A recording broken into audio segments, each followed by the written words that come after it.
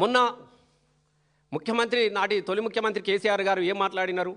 పాలమూరు నల్లగొండ, ఒకప్పుడు పల్లె పల్లెన పల్లేరు మొరిసే పాలమూరులోన అని పాటలు పాడుకున్నాం.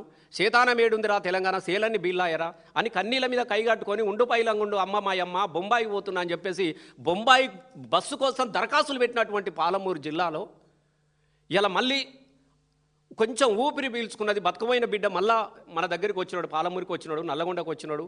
రంగారెడ్డిలో ఇప్పుడిప్పుడే కొంచెం పుంజుకుంటున్నటువంటి పరిస్థితి నుంచి మళ్ళీ వలసలు పోయే పరిస్థితి ఏర్పడ్డది. కాబట్టి పాలమూరు, నల్లగొండ, రంగారెడ్డి, పాలమూరు ఎత్తిపోతల గురించి కొంచెం మాట్లాడండి అయ్యా అన్నాడు.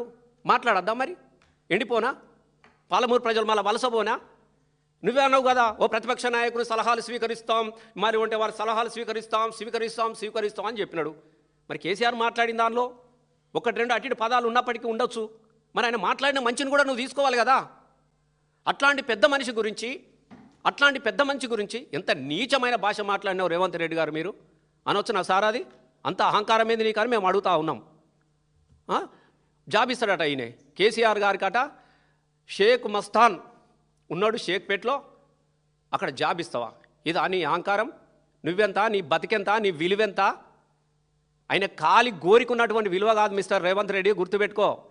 ఈ తెలంగాణ రాష్ట్రాని కోసం తన పదవిని త్యాగం చేసి తన ప్రాణాన్ని పరంగా పెట్టి 14 సంవత్సరాలు అనేకమైనటువంటి అవమానాలు ఎదుర్కొని అనేకమైనటువంటి పోటారాటాలు ఎదుర్కొని చివరికి తన ప్రాణాన్ని త్యాగం చేసుకొచ్చి పార్లమెంటుని ఒప్పించి తెలంగాణ రాష్ట్రాన్ని సాధించినటువంటి వ్యక్తి. ఇలా ఆ వ్యక్తి పోరాటం చేసినప్పుడు నువ్వు ఏడవన్నావు? నేను అడుగుతున్నా నిన్ను. ఎక్కడన్నా జై తెలంగాణ అన్నవా? తెలంగాణ అనే పదాలు నీకు తెలుసా?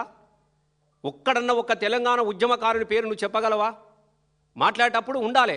ఇలా తెలంగాణ రాష్ట్రం వచ్చింది కాబట్టి నీ ముఖానికి ఒకసారి వచ్చి ఇలా తెలంగాణ ముఖ్యమంత్రి అయినావు. ఇలా అదే లేకపోతే నీ బతికేంది ఒకసారి నువ్వు ఆలోచించుకోమని చెప్తా ఉన్నాం.